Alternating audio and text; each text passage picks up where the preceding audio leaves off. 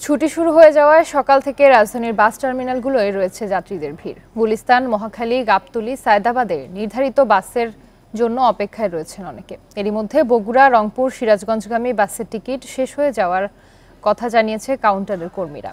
এতে বিপাকে পড়েছেন এসব রুটের অনেক যাত্রী। এখন জন্ম সনদ দিয়ে খোলো বিকাশ স্টুডেন্ট অ্যাকাউন্ট, নিজের বিকাশ নিজে কর।